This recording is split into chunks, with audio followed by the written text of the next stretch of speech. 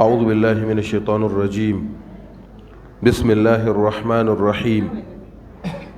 إن الحمد لله نحمده ونستعينه ونستغفره ونعوذ بالله من شرور أنفسنا ومن سيئات أعمالنا.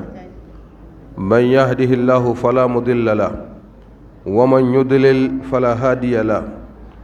أشهد أن لا إله إلا الله وحده لا شريك له وأشهد أن محمدا عبده ورسوله.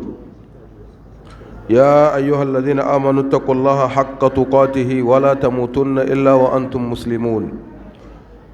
يا أيها الناس اتقوا ربكم الذي خلقكم من نفس واحدة وخلق منها زوجها وبث منهما رجالا كثيرا ونساء واتقوا الله الذي تساءلون به والأرحام إن الله كان عليكم رقيبا. يا أيها الذين آمنوا اتقوا الله وقولوا قولا سديدا يصلح لكم أعمالكم ويغفر لكم ذنوبكم ومن يطع الله ورسوله فقد فاز فوزا عظيما. bayan haka ‘yan uwana musulmi mata, assalamu alaikum wa rahmatullahi wa barakatuh.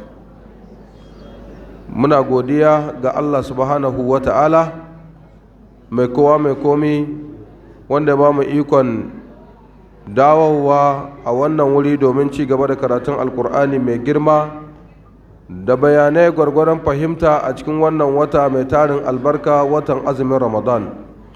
Da fatan Allah maɗaukakin sarki ya karɓi azuminmu tare da sauran ayyukanmu na ibada. Kurakuranmu da laihukanmu muna roƙon Allah ka yahe mana. Yau muna 20 ga watan ramadan, hijiran manzon Allah sallallahu alaihi wasallam daga Makka zuwa Madina shekara 1447. Wannan safiya ta litinin ta yi daidai da 9 ga watan uku shine watan Mars, lissayin haihuwa annabi Isa ɗan Maryam alaihi salam shekara 2026. A ci gaba da karatu da muke a wannan babban masallaci na ahlus sunna na Juma'a da ke nan Caduwa, wanda aka zana ma suna da Masjidul Ansar. Muna nan a cikin suratul A'la, sabbi kenan. Muna cikin wannan sura, wato gajiya mun tike aya ta 5, kenan yau za mu tashi aya ta 6. To sai Allah subhanahu wa ta'ala ce mi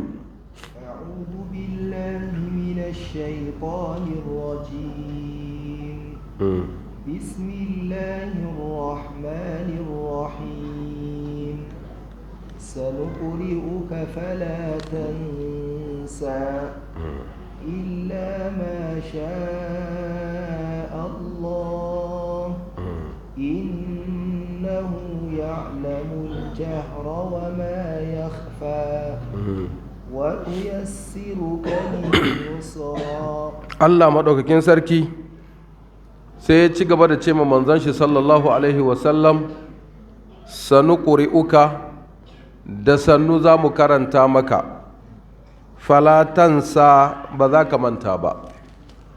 Allah madaukin sarki yana gaya ma manzon Allah sallallahu alaihi wasallam da sannu za a karanta mashi alkur'ani.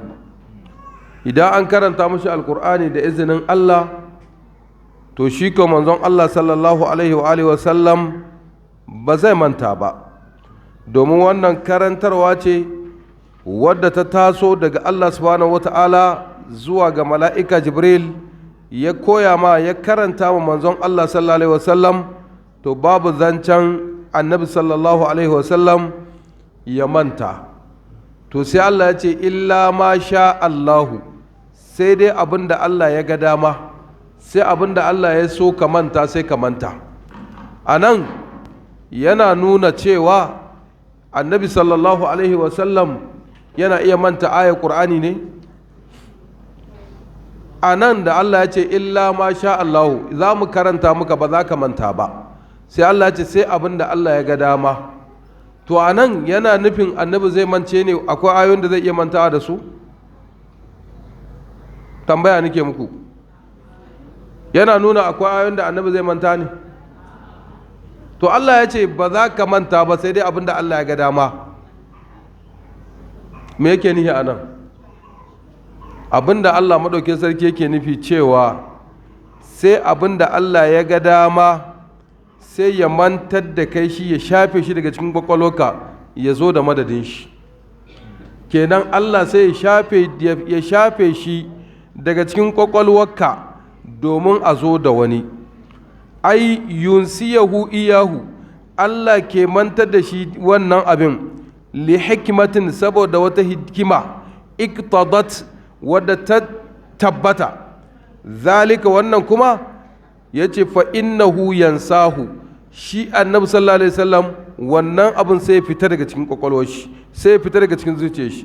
Faqad kana sallallahu alaihi wasallam, a ya kasance kira da aminci Allah sabata a gare shi yakan manta. Wa zalika lamma arada Allah an yansikhahu min kalamihi aw yunsikhahu min kalamihi, idan Allah ya nufin shafe wata aya domin a zo da madadinta, to waccan ayar da aka karanta mai sai a mantar da shi ita, kenan deja an yi ifasanta daga cikin kwakwalwar shi, kenan za a maye ta a yi ramflasanta da wata, amma ba a barta cikin kan ba balle a ɗora mushi wata kuma ta zama an samu confusion. A'a, kenan sai a cire ta daga cikin kwakwalwar shi sai a kawo mushi wata. Ina fata an gane, shine illa ma sha Allahu, sai in abin da Allah ya ga dama. Kun san akwai ayoyi wanda ana shafe hukuncinsu ko? Akwai ayoyi wanda cikin alkur'ani ana shafe karatunsu. Akwai ayoyi wanda an shafe karatunsu a daga cikin alkur'ani domin an zo da madadinsu. Akwai ayoyi wanda kuma su ba a shafe karatunsu ba, karatun yana nan ana karanta shi amma hukuncinsu an shafe shi. Shine Allah ya ce ma nansakh min ayatin aw nunsiha na'ati bi khairin minha aw mithliha. Allah ya ce duk abin da muka shahe na alkur'ani ko muka mantar da kai shi, Allah ya ce za mu zo da wanda ya fi shi ko kuma mu zo da misalin shi. Kenan a nan ba ana nufin manzon Allah sallallahu alaihi wasallam zai manta da alkur'ani ba irin yadda mu muke mantawa. Yanzu nan akwai ayar da ko mun nake so in kawo ta sai in kasa kawo ta, na manci, sai ma na bar masallacin sai in tuno da ayar. To shi annabi ba haka bane, in Allah ya tashi to shi Allah sai ya mantar da shi wannan su ayar ya ta fita daga cikin kwakwalwar shi don a maye mishi da wata. To shine Allah ya ce illa ma sha Allahu, sai dai abin da Allah ya ga dama sai ya ainihin mantar da shi. Sai ya ce mi innahu ya'lamul jahara, domin shi ubangiji ya san abin da ya bayyana ya fita karara, wa ma yakhfa, kuma ya san abin da ya boyu. Duk abin da ke boye bai ke bayyane ubangiji ya san da shi, duk abin da yake boye ubangiji ya san da shi. Wa asirru qawlakum aw jaharu bihi innahu alimun bi dhati sudur, ko kun bayyana ko kun ɓoye shi ya san abin da ke cikin zukatan. Duk abin da bawa duk inda za ya shiga ya aikata aikin da zai aikatawa, ko ma wani irin aiki ne zai yi, Allah subhanahu wa ta'ala yake cewa face kunna shuhudan, mun kasance muna nan halarce a lokacin da ɗan adam ke aikata aikin, iz tufiduna fihi, sa da kuke kwarara cikin aikin. Saboda haka shi Allah shi wato ba a ɓoye mushi komi. Mutane su kaɗai ke ganin abin da ke bayyane, amma ba su ganin abin da ke ɓoye. Yanzu wanda ke wajen masallacin nan sai dai ji ɗumina amma baya gani na, amma wanda ke cikin masallaci zai iya gani na, ki wannan bayyana ne. To in na tashi na bar garin fa ya za a gani? Ba za a gani ba. Amma shi Allah babu inda zai shiga kuma za a shiga kuma a ɓoye mishi. Inda dare ne babu fitila sai dai a ji ɗumina, ba za a gane ni ba. To shi kuma Allah da daren da yinin duka buɗe ne a wurin shi. Shi Allah ya alamul jahara, ya san abin da ya bayyana ƙarara, wa ma yakhfa, da abin da ya ɓoyu. Duk abin da ya ɓoyu Allah ya san shi. Saboda haka shi Allah da buɗe da rihe wurin shi duk buɗe ne. Mu muke da bambanci, mu halittu muke da bambanci, mu muna da buɗe muna da rihe, amma shi Allah baya da rufe, komi nashi buɗe ne, komi buɗe ne, komi kuma yana gani. sa'ad da ake yi kuma yake gani, ba sai an yi an gama ba.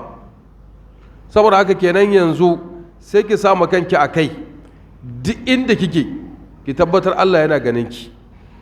Idan kina cikin gida Allah na ganin ki, in kina gari Allah na ganin ki, in makaranta ne Allah na ganin ki, in bisa hanya ne Allah na ganin ki, in ma ina ne Allah na gani. Shi yasa manzon Allah sallallahu alaihi wasallam sai yake ce mana ittaqillaha haisu ma kunta, ka ji tsoron Allah inda duk ka kasance, ko a ina ka kasance ka ji tsoron Allah. Kenan duk inda mutum yake ya ji tsoron Allah, domin mi? Domin Allah na ganin shi. Ɗan adam kaɗai ake iya ɓoye ma. Yoshi Allah fa ba wai ka lallaɓa wani wuri ka ɓoye wani abu ba ka yi ba, a'a abinda ha'incin idanunka suke aikatawa ya sani. Kun gani? Ya alamu kha'inatal a'yuni wa ma tukhfi sudur. Allah ya san ha'incin idanu da kallon sata, da sata kallo, da mugun kallo, da kallo na burgewa, da kallo na sha'awa, da kallo na kirki, da kallo na arziki da na tsiya. Allah ya san abin da zukata suke idanuwa suke ha'inta. Wa ma tukhfi sudur, kuma Allah ya san abin da ke cikin kirazan bayan shi. Saboda haka anan sai Allah ya ce ya san abin da ya ɓoyu kuma ya san abin da ya bayyana. Ya alamu innahu ya alamu jahara wa ma yakfa. Sai ya ce wanu yassiruka, a karanta wannan aiku. أعوذ بالله من الشيطان الرجيم ونيسرك لليسرى فذكر إن نفعت الذكرى سيذكر من يخشى ويتجنبها الأشقى الذي يصلى النار الكبرى الذي يصلى النار الكبرى ثم لا يموت فيها ولا يحيا. To Allah madaukakin sarki sai ya ce wanu yassiruka, za mu sauƙaƙe ka lil yusra ga mai sauƙi, bi ma'ana za mu sauƙaƙe muka hanya mai sauƙi. Wanu yassiruka ay lishari'ati suhula wa hiya al-islam. Za mu sauƙaƙe ka, za mu sauƙaƙe muka bin wata shari'a mai sauƙi, ita ce shari'ar musulunci. Shine wani yassiruka lil yusra ay lit tariqati suhla al khaliya min al haraj wa hiya shari'atu al islamiyya allati buyyinat ala asasin annahu la haraja fi din. Ai wani yassiruka, za mu sauƙaƙe maka hanyar nan mai sauƙi wadda babu matsala tare da ita ce shari'ar musulunci, wadda an gina ta akan wani maciri. Ita shari'ar musulunci an gina ta akan wani maciri wanda baya da kunci, baya da matsaci ciki. Shi yasa Allah ya ce wa ma ja'ala alaikum fid din min haraj. Allah bai sanya muku wani kunci ba a cikin lamarin addini. A cikin lamarin addini babu kunci da Allah subhanahu wataala ya sanya mana. Shi yasa ya ce wani yassiruka, za mu sauƙaƙe maka lil yusra da hanya mai sauƙi. Shi yasa hanyar manzon Allah, hanyar addinin musulunci hanya ce mai sauƙi, ba ta da tsanani. Na sha buga misalin sauƙi na shari'ar musulunci, sauƙi da ke ga shari'a, sai dai ɗan adam saboda raunin imani sai ya ɗora ganin akwai tsanani, amma rauni ne ya kawo wato kake gani akwai tsananin, amma babu tsanani. Sha'anin addini, sha'anin shari'a komai mai sauƙi ne. Yanzu gashi muna azumi, tun daga alfijir ya keto ba mu cin komi har sai sai rana ta faɗi. To wani sai ya ga abin nan akwai tsanani cikin shi, ko ba haka ba? To daga raunin imani ne ke sa mutum ya ga akwai tsanani. Inda za ku gane babu tsanani ga azumi, to ku ɗauka a cikin shekara kwana nawa ne ake yin azumin? A cikin shekara ayyamin ma'adudat ne, kwanuka ne ƙididdigaggu.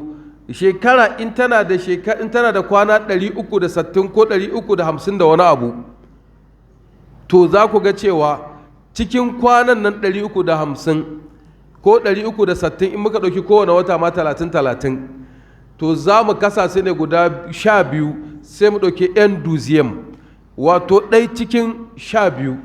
Ɗai cikin 12 idan aka ce cikin 12 a ɗauki ɗai da Allah an tsananta akwai tsanani ciki babu tsanani cikin 12 aka ɗauki ɗai fa da Allah da yake da mu sai ya ga dama sai ya ce a raba shekara tsakiya a yi azumin wata 6 wani ya isa ya ce an kware shi kai ke da kanka inda ya ga dama sai ya ce mu ɗauki wata 8 mu ci abincin wata 4 a shekara ba a kware mu ba dan shi ke da mu to amma duk da haka sai Allah ya sabke mana kwata-kwata wata 11 sai ya ce wata 1 za mu yi azumi kun ga babu tsanani to cikin watan ma guda ɗaya ba duka ne ventikatarar ɗin ba a cin komi ba fa a'a daga hudawar alfijir ne zuwa faɗuwar rana awa nawa ne daga ƙarfe 6 misali ƙarfe 5:30 zuwa ƙarfe 6:45 misali awa nawa za a iya samu awoyin duka ba su wuce awa 12 ba ko awa 13 misali to cikin kwana awa nawa ke gare mu awa 24 gare mu cikin 24 ma sai aka ce a'a mu ci abinci na awa 11 mu yi azumin awa 13 ina kwara babu kwara kenan cikin addini cikin shari'ar musulunci babu tsanani ko guda to ku ɗauka yanzu salloli da muke yi muna yin salloli ne guda 5 a yini muna yin asuba muna yin azhar muna yin la'asar muna yin magariba muna yin isha'i sallolin nan guda 5 dukkaninsu awa nawa za su ɗauka ba za su ɗauka awa guda ba a cikin awa 24 kowace sallah ma ka bata minti 10 minti 50 ne za a yi cikin awa 24 sallan minti 50 ina tsanani babu tsanani to ku ɗauka haji da aka ɗora mana ashe a rayuwarki so ɗaya ne aka ce ki yi aji ta wajibi ta farilla ɗaya ne in kika je haji so ɗaya in Allah ya mallaka miki kuɗin garin nan na karkarar nan ma gaba ɗaya in biki sake komawa ba biki yi lahi ba kin sabke farale ina tsanani babu tsanani to ku ɗauka zakka da ake yi ko zakkar kuɗi ko zakkar kayan gona ko zakkar dabbobi zakka ta awaki da tumaki sai sun kai kwara 40 ake fara hidda ta zakka ta shanu sai shanun sun kai guda 30 ake fara hiddawa raƙumma sai sun kai guda 5 to na tsanani kuma raƙumman ma in sun kai guda 5 za ku ga cewa su ɗin nan wato a tunkiya ce ake badawa shekara to idan muka ɗauki kuɗi kuma kayan gona kuma idan aka ce an noma hatsi ne dawa ce aya ce gujiya ce sai in ya kai sa'i 300 in ta kai sa'i 300 duk 10 a cire guda cikin 300 nawa ake bada kenan 30 akwai tsanani babu tsanani to idan muka ɗauka ɓangaren kuɗi zakka ce ta kuɗi zakkaki ta kuɗi a yanzu alal aƙalla sai kin samu kuɗin da suka kai kusan miliyan 2.5 ko miliyan 3 in sun kai shekara guda tam sannan ki fara hidda musu zakka to ita kuma zakkar kuɗi duk shekara jikka guda ƙadago ne ake hidda mata akwai tsanani kenan wa ma ja'ala alaikum fid dini min haraj Allah bai sanya mana kunci ba a cikin addini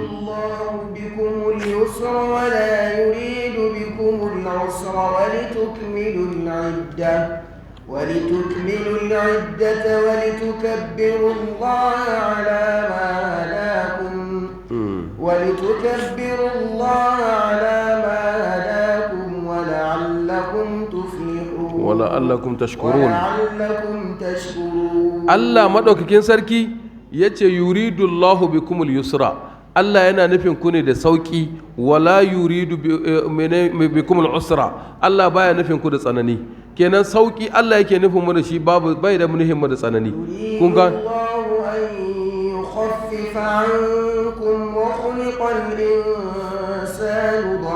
a can bangaren yaƙi ma Allah ya ce yana nufin ya sassabta mana dan Allah ya san dan adam an halicce shi yana da rauni kun ga ashe shari'ar tamu abu ne mai sauƙi ƙwarai akwai sauƙi ƙwarai babu tsanani ko guda cikin sha'anin addini shi yasa Allah ya ce manzon Allah wa nuyassiruka lil yusra za mu sauƙaƙe ka zuwa ga hanya mai sauƙi mu tsora ka akan hanya wadda take sassauƙar hanya Allah madaukin sarki ya taimake mu sai ya ce fazakir ka yi wa'azi ka yi tunatarwa in nafa'ati zikira in dai tunatarwai tana amfani.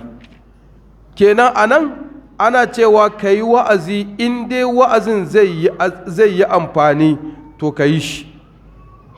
Kenan anan an umarci annabi sallallahu alaihi wasallam da isar da saƙo na Allah a zuwa ga bayan Allah, amma ya yi shi a wurin da yake amfana, don shi wa'azi akwai inda yake iya amfana akwai inda baya amfana. Ina ba ta an gane. Yanzu misali, idan ka zo kaje sai da kaje kaga mutane sun taru a daba suna shan giya, sun sha giya sun ƙoshi, sai ka zo ka ce ka musu wa'azi, wa'azin ba zai yi amfani ba. Ko ya yi wa'azi ko ya yi amfani ba zai yi ba, saboda sun buge hankalinsu ba ya zama nasu. Amma lokacin da suka dawo cikin hayyacinsu sai ka zo ka zamanar da su ka ce musu kai bayan Allah, wannan aiki da kuke aikatawa Allah ya hana shi, wannan aiki yana zubda muka mutunci, yana ɓata muka daraja, yana wulakantar da ku, yana muku kaza, yana muku kaza, yana muku kaza. In Allah ya so sai kaga wani ya hankalci cewa magana ka gaskiya ne.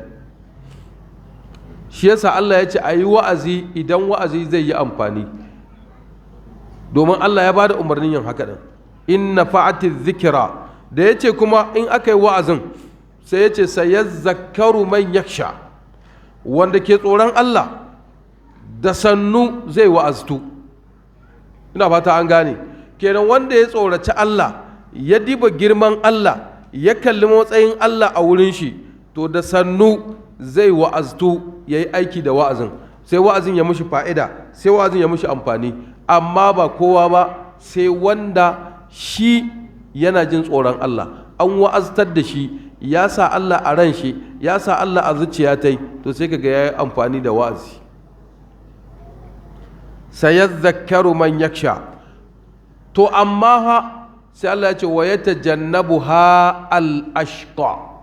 Al-ashqa shaqi, marashin arzikin lahira, dan wuta shine ashqa.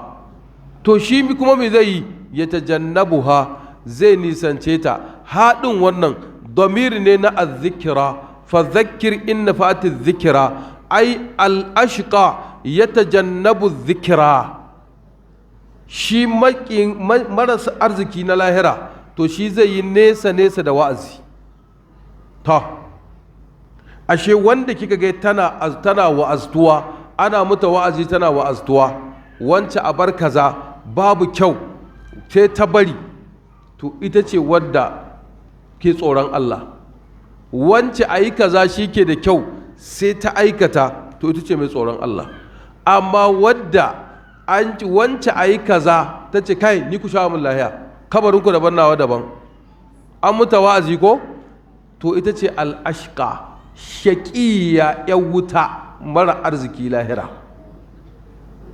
Kun san na gaya muku da kun ji an ce shaƙi a alƙur'ani, to ɗan wuta ne, marashin arziki ne. Amma nan duniya in ka ji an ce mutum shaƙi ana nufin ɗan shegantaka, ko ba haka ba ne? Aiwa da shaƙi ne, ko a ce wancan shaƙihiya ce, ba ana nufin ya wuta ba. Ina ba ta an gane. Kamar la'anta ce, bahaushe na ce ma mutum la'ananne, ko ba haka ba ne? Ke akwai la'ana gare ki, ke wannan la'ananna ce. To da Hausa abinda ake nufi mutumin da bai iya jimre ma wani abu, ko ba haka ba? Amma la'ana da an ambace ta a shari'ance ana nufin tsinanne, ko ba haka ba ne? Kenan sunaye ne suka tara amma ma'anarsu daban. Ina fata an gane. To yanzu sai aka ce al'ashqa, marashin arziki na lahira, ya tajannabuha, shi ke nisantar wa'azi. Duk wanda ke ga tana nesa da wa'azi, ba ta son a ce gyara, ba ta son a ce bari ba kyau, ba ta son a ce haka da kyau, ba ta so. Ita din an ce wa'azi ma nesa take da shi, to wannan in ta mutu cikin wannan halin ita ce marashin arzikin lahira, ita ce ‘yan wuta. Saboda haka wanda duk kaga yana gudun wa'azi, to Allah ya kare mu, bala'i ya afka mai.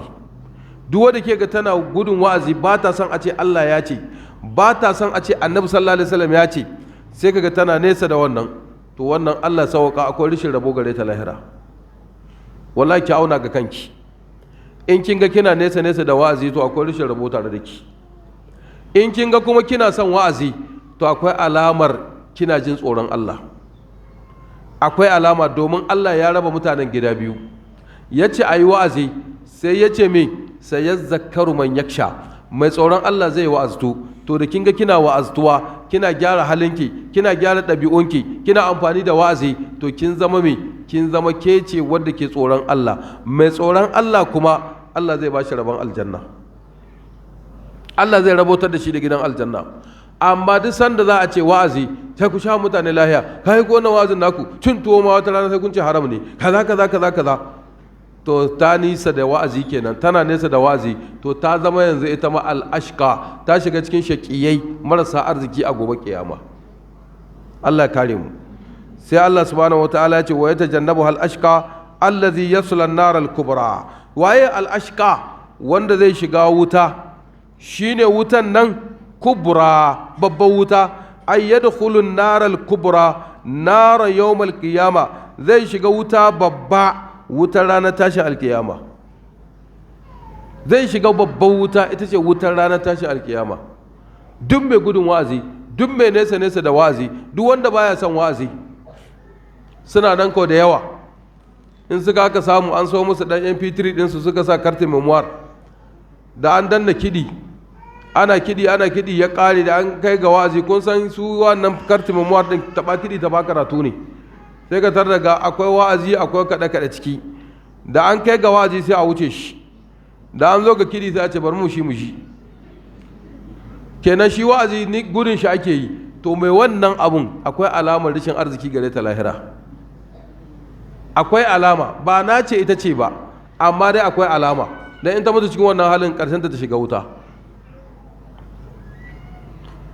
To shine Allah subhanahu wataala ya ce allazi yasla an-nar al-kubra, shine wanda zai shiga wuta babba. Ita kuma wuta in an shige ta, summa la yamutu fiha wala yahya, sannan ba zai mutu cikin wutar ba kuma ba zai rayu ba. Ay min jaza'i azabiha fayastarih, saboda azabar wuta in an mutu an huta. Azaba ta wuta in aka mutu cikin wuta an huta, to ba mutuwa cikin wutai, wala yahya, kuma babu rayuwa a cikin wutai, dan rayuwa ba wata rayuwa ba ce. ‘Yan wuta fa, saboda bala'in wuta, kun san ana bulbula musu ruwan zahi, bayan an bulbula musu ruwan zahi sai a ɗebo ruwan zahin ana zuba musu, sai hwata tana tulbewa tana zubewa, ana zuba musu ruwan zahi, nama na zazzagewa yana zubewa, jikin ya narke gaba ɗaya. Allah ya ce kullama nadjat juluduhum baddalnahum juludan ghayraha liyazuqul azab. Duk sa'ad da muka narkar da hwatocinsu a cikin wutar jahannama, Allah ya ce sai mu sake bululuba musu wata hwatai kuma mu ƙara maida musu azabai. ‘Yan wuta za su nemi ruwa, Allah ya ce wa in yastagisu yugasu bima'in kalmuhul yashwil wujuhu bi'sa sharabu wa sa'at murtafaqa. Allah yake cewa in suka nemi a basu ruwa, za su ji kishirwa cikin wutar jahannama, sai a shayar da su ruwa kamar narkakkar darma, sai ruwan daga karawa ma su sha, sai wata fuska ta tulbuke sai ta fada ciki. Kuma Allah ya wani wuri sai ce mana wasu kuma an hamima, ana shayar da su ruwan zafi, faƙatta a am'a'ahum, ‘ya'yan cikin suna kacewa suna zubewa. Allah ya ce ya tufu na bainaha wa baina hamimin an, suna gewayawa cikin wuta tsakaninta da ruwan zafi mai tsananin ƙuna, haka suke yi. Kuma duk wannan ba zai sa su mutu ba. Sun la ya mutu fiha wala ya haya, ba za su mutu cikinta ba, ba za su rayu ba. Kuma kun san wani abu, sai sun nemi alfarma a kashe su. Ɗan wuta sai ya nemi alfarma wurin Allah, ya zo wurin mala'iku, shugaban mala'iku masu tsaron wuta, shi ake cewa maliku. Sai su zo su ce ya maliku, wa nadau ya maliku li yaqdu alaina rabbuk, ya kala innakum makisun.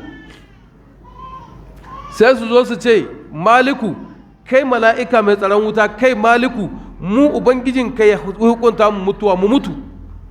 a kashe mu mutuwa muke so mu yi. Sai Allah ce musu innakum makisuna, kuna nan tabbace babu mutuwai. Summa la yamutu fiha wala yahya, babu mutuwa a cikin gidan wuta. Bala'i ne ya kai bala'i, babu bala'i na ƙarshe irin mutum a ga waye gari yana cikin wutar jahannama. Ba mutuwa cikinta, wala yahya, kuma babu rayuwa, don rayuwa ba ta da fa'ida. Me fa'idata? Me fa'idar rayuwa gidan wuta? Da za su mutu da sun huta, to ba mutuwai. Sun la ya mutu fiha wala ya haya, sannan babu mutuwa cikin wuta kuma babu rayuwa a cikin wuta. Bala'i ne ana cikin shi, za a zamana cikin shi dindindin. Allah ya kare mu. To sai Allah ya ce mi قد أفلح من تزكى وذكر اسم ربه فصلى بل تؤثرون الحياة الدنيا والآخرة خير وأبقى إن هذا لفي الصحف الأولى صحف إبراهيم وموسى. daga nan sai Allah ya karkato akalar karatun ya komo ɓangaren masu samun rabauta su ne 'yan aljanna. Sai Allah ya ce kad aflaha man tazakka, kad aflaha, hakikan ya rabauta. Wane ne man tazakka? Ai tatahhara bil iman wa salihil a'mal ba'da takhalli ani shirki wal ma'asi. Shine wanda ya tsarkake kanshi da imani, wanda ya gyara ayyukan shi, ya ayyuka na kwarai, ayyuka na kirki, bayan ya nisanta, ya wohinta daga shirka, ya wohinta daga dukkanin sabon Allah. Wannan shine tazakka, ya tsarkaka. Yukhbiru ta'ala, Allah ta'ala yana ba da labari bi falahi abdin mu'min, da rabautar bawa mummuni zakka na